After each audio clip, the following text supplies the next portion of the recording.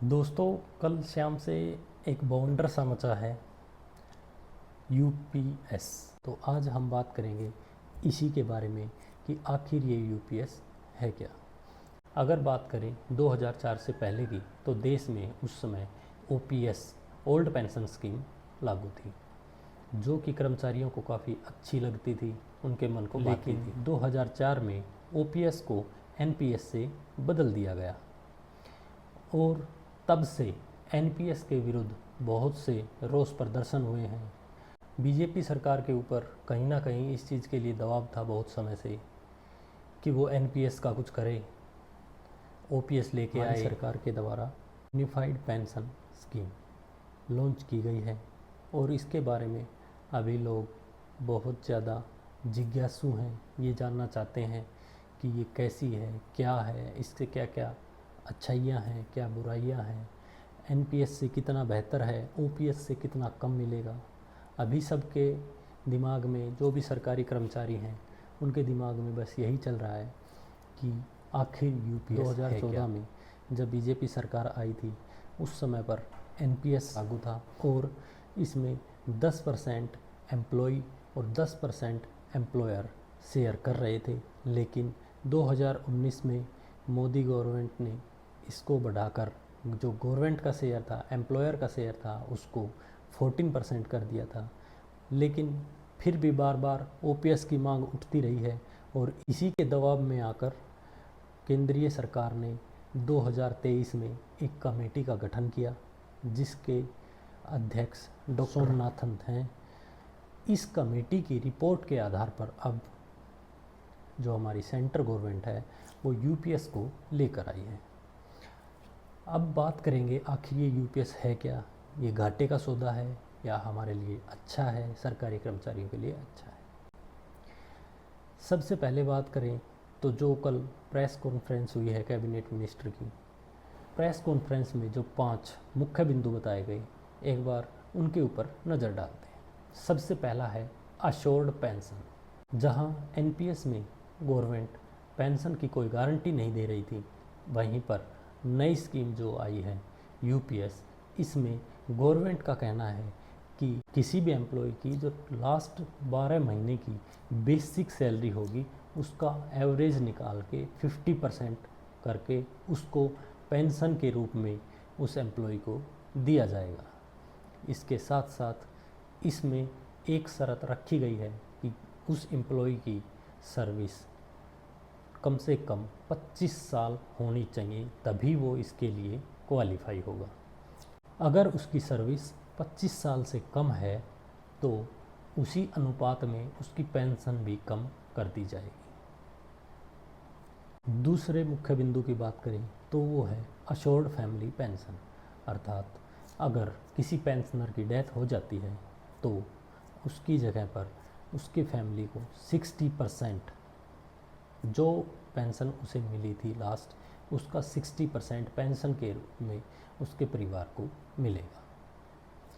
तीसरा जो बिंदु है वो है मिनिमम अश्योर्ड पेंशन। अगर कोई एम्प्लॉई 25 साल की सर्विस नहीं देता है तो उसी रेशियो में उसकी कम कर दी जाएगी। लेकिन अगर किसी की सर्विस 10 साल की है तो मिनिमम 10,000 रुपये उसको पेंशन दी जाएगी, चाहे उसकी इतनी बने ना बने। लेकिन अगर उसकी 10 साल की सर्विस है तो 10,000 रुपये तो मिनिमम गवर्नमेंट उसको पेंशन के रूप में देगी। फोर्थ की पॉइंट है इन्फ्लेशन इंडेक्सेशन, अर्थात महंगाई। इसके ऊपर भी काफ़ी जोर रहा है। ओपीएस में ये मिलता था, एनपीएस में इसके लिए कोई जगह नहीं थी।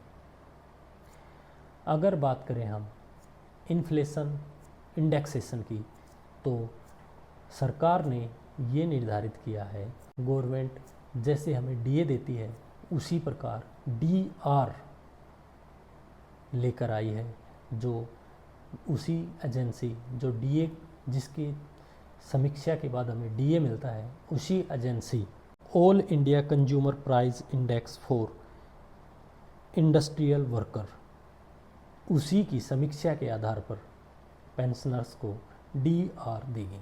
Fifth and last point is lump sum on superannuation, अर्थात जब आप रिटायर होते हैं, मान लीजिए लास्ट टाइम पर आपकी बेसिक सैलरी जो है वो 50,000 है, प्लस डीए मान लिया आपको 5,000 रुपये उस टाइम डीए मिल रहा है। ये मैं अनुमान के अनुसार आपको समझाना चाह रहा हूँ। तो टोटल 55,000 रुपये हो गए, 50,000 आपकी बेसिक सैलरी हो गई, 5,000 आपका डीए हो गया। इसका 10% मतलब 5500 रुपये। इसको मल्टीप्लाई करेंगे, मान लो आपने 30 साल तक नौकरी की, तो 30 साल में 66 माह ही बन गई, तो 60 मल्टीप्लाई बाई 5500, ये एक मुश्त आपको गवर्नमेंट देने का ऐलान कर रही है। दोस्तों, गवर्नमेंट के अनुसार इस स्कीम के तहत आपको अश्योर्ड पेंशन की गारंटी दी। इस स्कीम को कैबिनेट के द्वारा अप्रूव कर दिया गया है और 1 अप्रैल 2025 से इसे लागू करने के लिए पूरी तैयारियां ज़ोरों शोरों से शुरू कर दी गई। इसके साथ साथ जो कंट्रीब्यूशन है कि एनपीएस में एम्प्लॉय 10% और गवर्नमेंट 14% देती है, उसको भी बढ़ा के गवर्नमेंट ने 18.5% कर दिया है। एम्प्लॉय का 10% फिक्स रहेगा, लेकिन जो गवर्नमेंट का शेयर है 18.5%, उसके लिए गवर्नमेंट का कहना है कि हर 3 साल पर ये डिसाइड किया जाएगा कि अगर ये कम है तो इसको बढ़ा दिया जाएगा। लेकिन जो एम्प्लॉय है उसके कंट्रीब्यूशन को चेंज नहीं किया जाएगा, वो 10% ही रहेगा। और जब आप रिटायर होते हैं तो इस राशि का 60% आप एक मुश्त ले सकते हैं। जैसा सरकार ने वादा किया है कि 1 अप्रैल 2025 से आने वाले वित्त वर्ष से यह योजना लागू हो जाएगी, तो जो प्रेजेंट एम्प्लॉय हैं जो एनपीएस में हैं, उन सबको यूपीएस में जाने के लिए मौका दिया जाएगा। इसके साथ साथ जो कर्मचारी रिटायर हो चुके हैं एनपीएस के तहत, उन सभी को भी यूपीएस में आने का मौका दिया जाएगा। और अगर उनका कोई एरियर बनता है तो पीपीएफ अकाउंट के इंटरेस्ट के तर्ज पर उनको उस एरियर का इंटरेस्ट भी दिया जाएगा। अगर बात करें मेडिकल रिइंबर्समेंट की, तो वो सुविधा सेम रहेगी, जैसी आपको पहले मिलती आई है वही मिलती रहेगी, उसमें कोई चेंज नहीं किया गया है।